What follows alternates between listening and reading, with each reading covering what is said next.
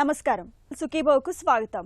ఈ రోజు సుఖీభవలో అకస్మాత్తుగా మూత్రంలో ఇబ్బందుల, షుగర్ జబ్బుకు కళ్ళెం వేసే డాష్ డైట్, కాలేయానికి యమపాసం, సిర్రోసిస్, పక్షవాతం, ఆలస్యమే అసలు ప్రమాదం, ఇంకా హెల్త్ టిప్. మూత్ర విసర్జన సాఫీగా జరుగుతున్నంత వరకు మనకి ఏ ఇబ్బంది ఉండదు. కానీ కొన్నిసార్లు అనుకోకుండా అకస్మాత్తుగా మూత్రం పోయడంలో ఇబ్బందులు ఎదురవుతుంటాయి. మూత్రం బయటకు రాకుండా ఆగిపోవడం, మూత్రం కొద్దిగా రావడం, మూత్రం పోస్తున్నప్పుడు భరించలేనంత మంటగా ఉండడం, ఇవన్నీ మనల్ని భయపెట్టే లక్షణాలే. హఠాత్తుగా తలెత్తే ఈ ఇబ్బందుల వెనుక చాలా కారణాలే ఉంటాయని చెబుతారు నిపుణులు. సడన్ యూరినరీ ఎమర్జెన్సీగా పిలిచే ఈ సమస్యల గురించిన పూర్తి వివరాలను ఇప్పుడు తెలుసుకుందాం.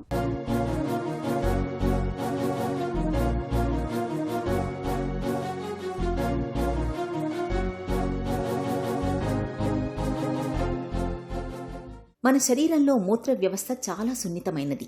ఈ సున్నిత వ్యవస్థలో ఎక్కడ ఏ చిన్న అవరోధం తలెత్తినా మూత్ర విసర్జనలో ఇబ్బందులు తప్పవు. సాధారణంగా దీర్ఘకాలిక జబ్బులతో బాధపడే వారిలోనూ, వయసు పైబడిన వారిలోనూ, ప్రొస్టేట్ ఉబ్బుతో సతమతమయ్యే వారిలోనూ మూత్రగండాలు తరచుగా ఎక్కువగా కనిపిస్తుంటాయి.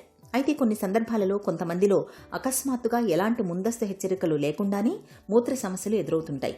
వీటిని సడన్ యూరినరీ ఎమర్జెన్సీస్ అని పిలుస్తారు. మూత్రం రావడం ఆగిపోవడం, మూత్రం పోస్తున్నప్పుడు తట్టుకోలేని నొప్పి, మూత్రంలో రక్తం కనిపించడం, మూత్రం వస్తున్నా పూర్తిగా బయటకు రాకపోవడం, ఇలాంటివన్నీ అత్యవసర పరిస్థితులే. ఈ లక్షణాలను నిర్లక్ష్యం చేస్తే కొన్ని సందర్భాలలో ప్రాణాపాయంగా మారే అవకాశం కూడా ఉంటుందని చెబుతారు డాక్టర్లు. మూత్రం పోయడంలో కష్టాలు అంటే మూత్ర విసర్జన సరిగా రావట్లేదు. 50 ఏళ్ళు పైబడిన వాళ్ళలో ఇది ఒక వెరీ కామన్ కంప్లైంట్. నేను పురుషుల్లోనే అంటం లేదండి, స్త్రీలలో కూడా. కారణాలు వేరే కావచ్చు, కానీ ఈ ప్రాబ్లం అనేది ఇద్దరిలోనూ చూసే అవకాశం ఉంటుంది. ఒకటి పురుషుల్లో, స్త్రీలలో, రెండు సపరేట్గా ఆలోచిద్దాం.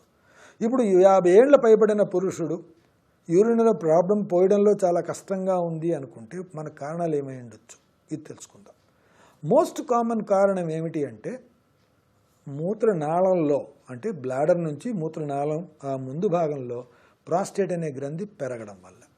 సో ఈ ప్రాస్టేట్ అనేది మామూలుగా 45-47 వయసు దాటిన తర్వాత స్లోగా పెరుగుతూ పోతుంది. ఆ పెరిగిన దానివల్ల ఆ నాళంలో మూత్ర విసర్జనకి కొంచెం అడ్డుపడతా ఉంటుంది. ఈ అడ్డుపడిన దానివల్ల వారి ఫ్లో అనేది తగ్గిపోయి, ఇంతకుముందు దూరంగా పడేది ఇప్పుడు దగ్గరే పడుతుంది. ఇంతకుముందు అంతా ఒక్కసారిగా వచ్చేది ఇప్పుడు కొంచెం వచ్చి ఆగి, మళ్ళీ కొంచెం వచ్చి ఆగి, మళ్ళీ కొంచెం రావడం జరుగుతుంది. ఒకసారి ముక్కినా కానీ ఫ్రీగా రాకపోవచ్చు, ఒక్కోసారి మంట పుడుతూ ఉంటుంది.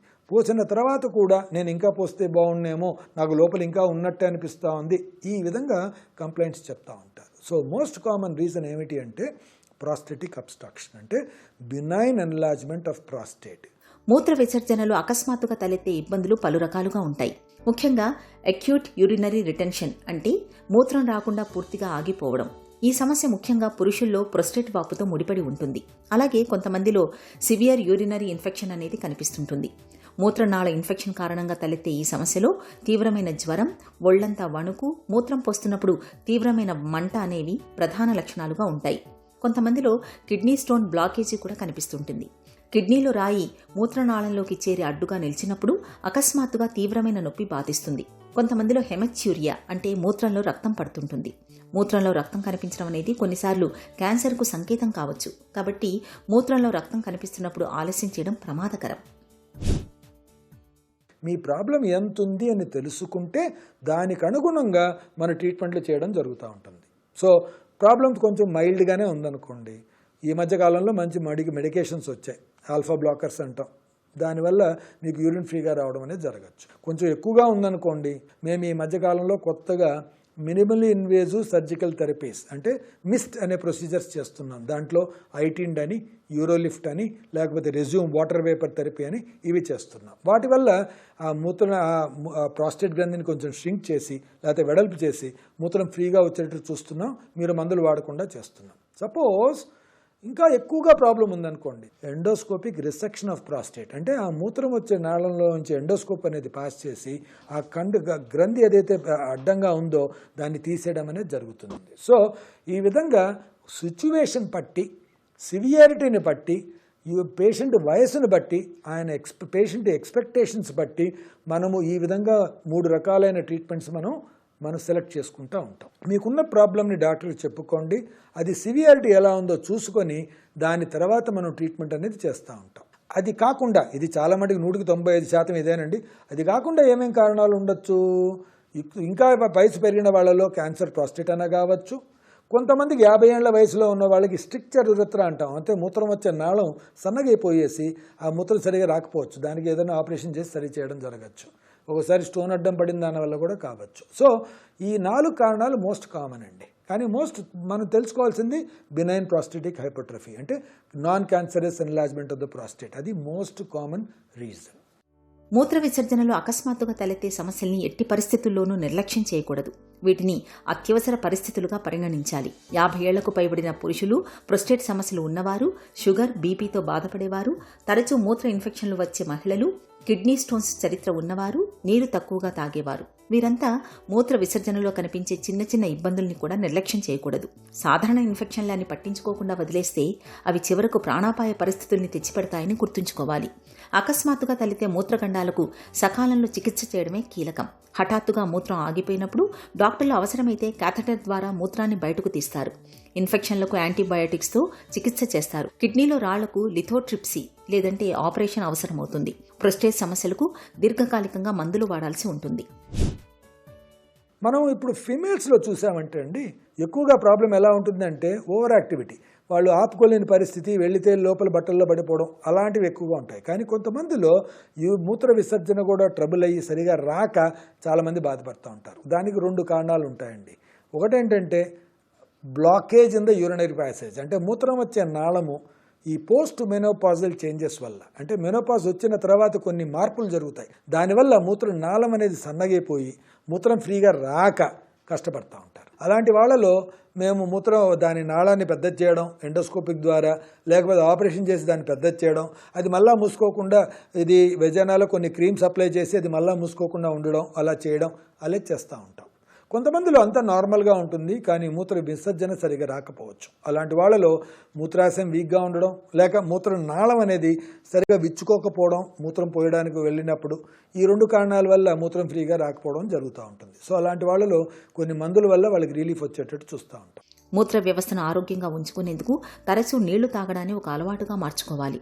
నీళ్లు తాగే అలవాటు మూత్రంలో హానికారక బ్యాక్టీరియాను కొట్టుకుపోయేలా చేస్తుంది. మూత్రనాళ ఇన్ఫెక్షన్లు సోకినప్పుడు పూర్తి కోర్సు యాంటీబయాటిక్ మందుల్ని వాడాలి. ఏడాదికోసారి మూత్ర పరీక్షలు చేయించుకోవడాన్ని అలవాటుగా మార్చుకోవాలి. ఈ జాగ్రత్తలు మూత్ర వ్యవస్థను చక్కటి ఆరోగ్యంతో ఉంచుతాయి. హెల్త్ న్యూస్ మీకోసం.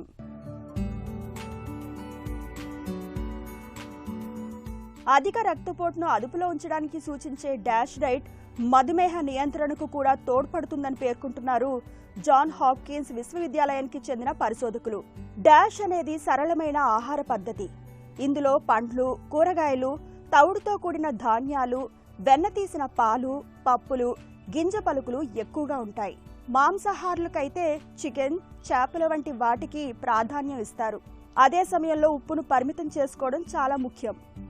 ఏ విధంగా చూసినా ఉప్పు రోజుకు 2300 మిల్లీగ్రాముల కన్నా మించకూడదు.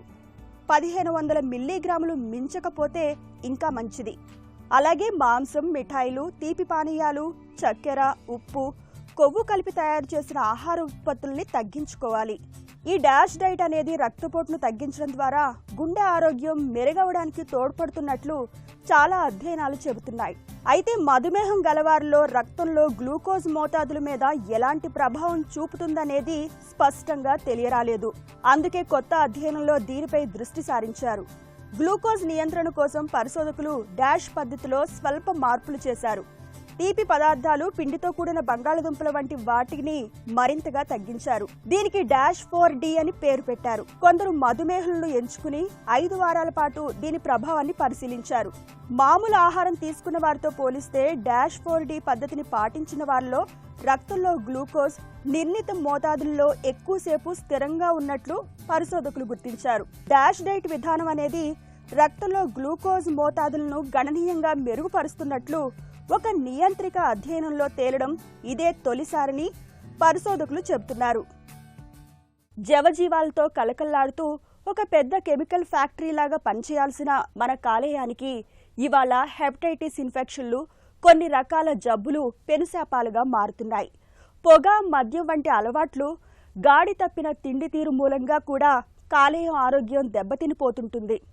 కొన్ని సందర్భాల్లో ఇన్ఫెక్షన్లు తీవ్రమై కాలేయం పూర్తిగా నిర్వీర్యం అయిపోతుంటుంది. లివర్ సిర్రోసిస్ అలాంటిదే. దీని బారిన పడ్డప్పుడు కాలేయంలోని కణజాలం క్రమంగా సిమెంట్ ముద్దలాగా గిడసపారిపోతుంటుంది. ప్రాణాంతకంగా పరిణమించే లివర్ సిరోసిస్ జబ్బు గురించి ఇప్పుడు తెలుసుకుందాం. లివర్ సిరోసిస్ అనేది దీర్ఘకాలిక సమస్య. దీర్ఘకాలికంగా లివర్కి హాని జరగటం, లివర్కి దెబ్బతింటం ద్వారా లివర్ సైజ్ అనేది తగ్గటం, అలాగే లివర్ గట్టిపడటం, వీటి వల్ల లివర్ పనితీరు తగ్గి ప్రాణాంతకం అయ్యే పరిస్థితి కూడా ఉంటుంది. ముఖ్యంగా లివర్ సిరోసిస్లో దశలు ఉంటాయి. కాంపెన్సేటెడ్ సిరోసిస్, డీకాంపెన్సేటెడ్ సిరోసిస్ అంటారు. కాంపెన్సేటెడ్ సిరోసిస్ ఉన్న వాళ్ళల్లో ప్రధానంగా సిమ్టమ్స్ కనిపించకపోవచ్చు.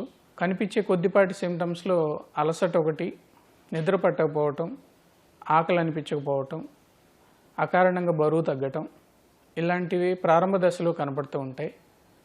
అలాగే లివర్ సిరోసిస్ అడ్వాన్స్డ్ స్టేజ్ అంటే డీకాంపెన్సేటెడ్ సిరోసిస్లో కామర్లు రావటం, అలాగే అన్నవాహికలో నరాలు ఉబ్బి చిట్లి బ్లీడింగ్ అవ్వటం, పొట్టలో నీరు చేరటం, అలాగే కాళ్ళల్లో వాపు రావటం, గందరగోళంగా మతిమరుపుతోటి ఉండటం, ఇవి ప్రధానమైన సిమ్టమ్స్. సిరోసిస్లో 2 స్టేజెస్ ఉంటాయి. మొదటిది కాంపెన్సేటెడ్ సిరోసిస్ అంటారు, 2 డీకాంపెన్సేటెడ్ సిరోసిస్ అంటారు. ఈ స్టేజింగ్ అనేది చైల్డ్ పిగ్ స్కోర్ అంటారు.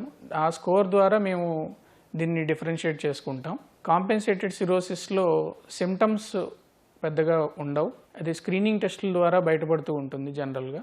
అది బయటపడినప్పుడు ఆ పేషెంట్ తాలూకా రిస్క్ ఫ్యాక్టర్స్ ఏంటి అనేది మేము అసెస్ చేసుకొని ఆ రిస్క్ ఫ్యాక్టర్స్ తగ్గించడం ద్వారా వాళ్ళు డీకాంపెన్సేషన్కి వెళ్లకుండా ఆపే ప్రయత్నం చేస్తాం. లివర్ సిరోసిస్ ట్రీట్మెంట్ ఆప్షన్స్లో మెయిన్గా దశ బట్టి మేము ట్రీట్మెంట్ ఇస్తాం. మొదటిగా కాంపెన్సేటెడ్ సిరోసిస్లో రిస్క్ ఫ్యాక్టర్ తగ్గించడం అనేది మా primary treatment option. And decompensated cirrhosis వచ్చినప్పుడు పేషెంట్ తాలూకా సిమ్టమ్స్ బట్టి సిమ్టమాటిక్ ట్రీట్మెంట్ ఇస్తూనే వాళ్ళకి లివర్ ట్రాన్స్ప్లాంటేషన్ వైపుగా కౌన్సిలింగ్ అనేది ఇస్తూ ఉంటాం. ఎందుకంటే లివర్ ట్రాన్స్ప్లాంటేషన్ అనేది పూర్తిగా లివర్ సిరోసిస్ని నయం చేయగలిగే ఏకైక ట్రీట్మెంట్. పక్షవాతం చెట్టంత మనిషిని క్షణాల్లో కుప్పకూల్చే ఒక పెను ఉత్పాతం. దీని బారిన పడ్డాక మన శరీరంలో సగభాగం చచ్చుబడిపోతుంది. కాలు చెయ్యి ఆడదు, నోటి మాట రాదు. మొత్తంగా ఆ మనిషి అనుభవించే దురవస్థకు అంతు ఉండదు. సమాజంలో అధిక సంఖ్యలో ప్రజలను వైకల్యం బారిన పడేస్తున్న అతిపెద్ద సమస్య పక్షవాతమే అంటారు డాక్టర్లు. పక్షవాతం బారిన పడ్డాక కదలికలు కట్టుబడిపోవడం, మంచానికే పరిమితం కావడంతో చాలామంది తీవ్రమైన మానసిక వ్యాఖ్యలతకు లోనవుతుంటారు. ఈ నేపథ్యంలో అసలు పక్షవాతం ఎందుకొస్తుందో, ఆధునిక వైద్యంలో పక్షవాతానికి ఎలాంటి చికిత్సలు అందుబాటులో ఉన్నాయో, పక్షవాతాన్ని నివారించుకునేందుకు ఏం చేయాలో డాక్టర్ని అడిగి ఇప్పుడు తెలుసుకుందాం.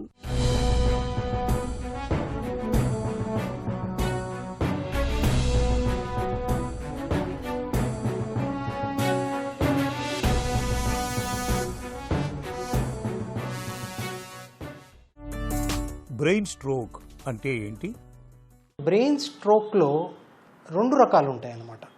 ఈ మధ్య ఒక పదం వాడకంలోకి వచ్చింది, బ్రెయిన్ అటాక్ అని.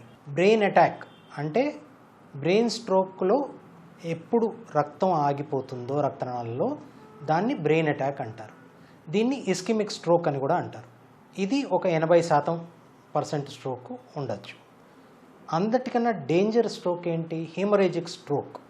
బ్రెయిన్లో ఉన్న రక్తనాళం పగిలిపోయి ఒక బ్లడ్ ఎక్కువ ప్రెషర్లో దూసుకుంటూ మెదడులోకి వెళ్ళిపోయి ఒక పెద్ద రక్తం గడ్డ కట్టడం, దాన్ని హెమరేజిక్ స్ట్రోక్ అంటారు. బ్రెయిన్ స్ట్రోక్ అనేది ఎన్ని రకాలుగా రావచ్చు? ఇప్పుడు మెయిన్గా బ్రెయిన్ స్ట్రోక్ 2 రకాలు. ఒకటి ఇస్కెమిక్ స్ట్రోక్. దాంట్లో రక్తనాళాల్లో అడ్డంకి ఏర్పడి ముందు ఉన్న మెదడుకి రక్త సరఫరా అవ్వక ఆ మెదడు చనిపోయి వచ్చే స్ట్రోక్ని, దీన్ని కామన్గా పక్షవాతం అంటారు. అలాగే హెమరేజిక్ స్ట్రోక్, రక్తం బ్లాస్ట్ అయ్యి రక్తనాళాల నుంచి పక్కనున్న మెదడుని డ్యామేజ్ చేసి వచ్చే స్ట్రోక్. ఇంకొన్ని మైనర్ స్ట్రోక్స్ కూడా ఉంటాయి. ఏమిటి? చిన్నగా సైలెంట్ స్ట్రోక్స్, వీటిని లాక్యునార్ ఇన్ఫార్క్ట్స్ అంటారు. అలాగే అప్పుడప్పుడు గర్భిణీ స్త్రీల్లో కొంచెం రక్తం గడ్డ కట్టుకునే రోగాలు ఉన్న పేషెంట్లో వచ్చే వీనస్ ఇన్ఫాక్ట్స్, అంటే ధమనిలో కాకుండా సిరల్లో అంటే వెయిన్స్లో ఉన్న రక్త ప్రసరణ ఆగిపోతే దాని మూలన కూడా స్ట్రోక్ లాంటిది రావచ్చు. కానీ దాన్ని కామన్గా CSVT, cerebral sinus Venus thrombosis అంటారు. అది కూడా ఒక స్ట్రోక్ లాంటిది. బ్రెయిన్ స్ట్రోక్ లక్షణాలు ఎలా ఉంటాయి? హార్ట్ అటాక్లో ఎలా గుండె నొప్పి వచ్చి ఎడం చేతికి నొప్పి వెళ్తుందని అందరికీ తెలుసు, స్ట్రోక్ లక్షణాల్లో ఫాస్ట్ అంటారు. ఫాస్ట్ అంటే ఫేస్, మొహంలో ఒక పెదం వాలిపోవటం, నాలుక ఒక పక్కకి వెళ్ళిపోవటం, అలాగే ఒక చేతికి లేకపోతే ఒక కాలుకి వీక్నెస్ రావటం, ఆర్మ్. అలాగే స్పీచ్, మాట తడబడి రావటం. ఇలాంటిది ఏదన్నా వస్తే వెంటనే ఎమర్జెన్సీకి ఫోన్ చేయాలి, తొందరగా అంబులెన్స్ తెప్పించుకుని దగ్గరున్న హాస్పిటల్కి వెళ్ళాలి. బ్రెయిన్ స్ట్రోక్ ఎందుకు వస్తుంది? ముప్పు ఎవరికి ఎక్కువ? పెద్దతనంలో బ్రెయిన్ స్ట్రోక్ కామన్, ఎందుకంటే రక్తనాళాలు తుప్పు పట్టినట్టు చిన్నది అయిపోవటం, వయసుతో పాటు కొలెస్ట్రాల్ అలాంటివి పెరగటం, షుగరు, హైపర్ టెన్షన్ ఉండటం. కానీ ఈ మధ్య చిన్నతనంలో కూడా స్ట్రోకులు పెరుగుతున్నాయి. ఈ ధూమ్రపానం, మద్యపానం, అన్కంట్రోల్డ్ బీపీ, ఈ మూడు చిన్నతనంలో మధ్య వయస్కుల్లో స్ట్రోక్ రావడానికి పెద్ద కారణంగా మారినాయి. పక్షవాతం విషయంలో గోల్డెన్ అవర్ అంటే ఏంటి?